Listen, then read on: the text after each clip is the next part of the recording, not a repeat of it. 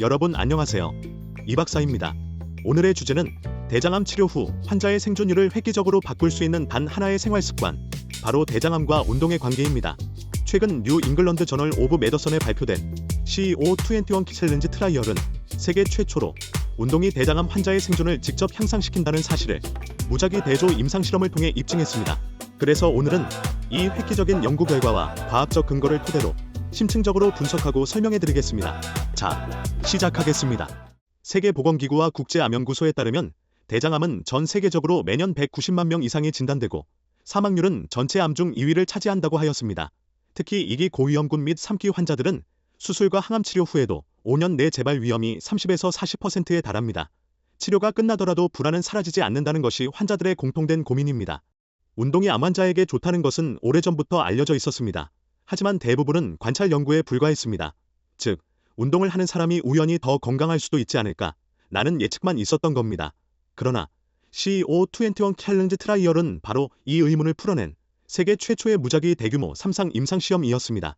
실험의 대상자는 수술과 보조항암 치료를 마친 2기 고위험군 환자 및 3기 대장암 환자 889명이었으며 평균 연령은 61세였고 90% 이상이 3기 환자였습니다.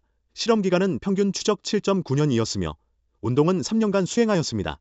대상자를 다시 두 개의 집단으로 분류하여 운동 집단 445명은 주당 150분, 중등도 유산소 운동인 걷기, 자전거, 가벼운 조깅 중 본인이 선호하는 운동을 수행하였습니다.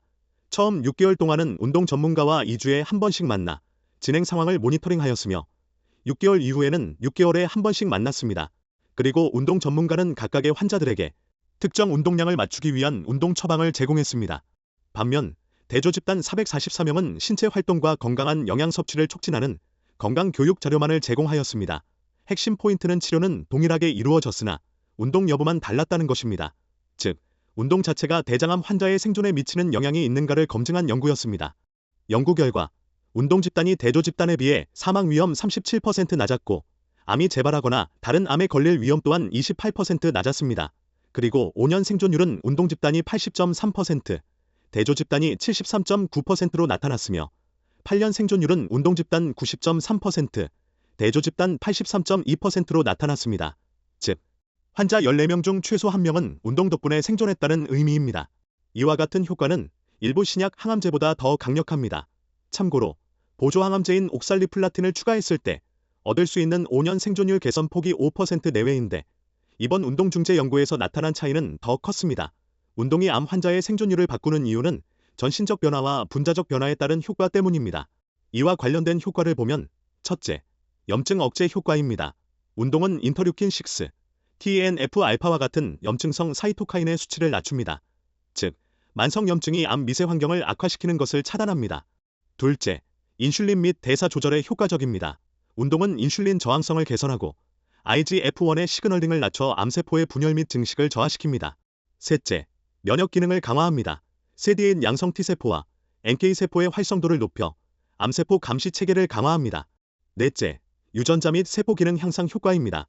종양 억제 유전자 P53 경로를 활성화하여 손상된 세포를 세포 사멸로 유도하며 DNA 수성 기전을 강화하여 암 발생 위험을 억제합니다. 즉, 운동은 단순한 생활 습관이 아니라 전신의 항암 기전을 직접적으로 자극하는 치료 행위라 할 수 있습니다. 이 연구가 2025년 미국 임상종양학회에서 발표되었을 때 현장에서는 수많은 암 전문의들이 기립박수를 보냈습니다. 그리고 한 연구자는 운동은 신약보다 더 나을 뿐만 아니라 더 안전하고 더 저렴하며 더 효과적입니다라고 말했습니다. 실제로 신약 항암제 하나 개발에는 수십억 달러와 10년 이상의 시간이 필요합니다. 그러나 운동은 비용이 거의 없으면서도 생존율을 항암제 수준으로 끌어올릴 수 있는 방법임이 입증된 것입니다.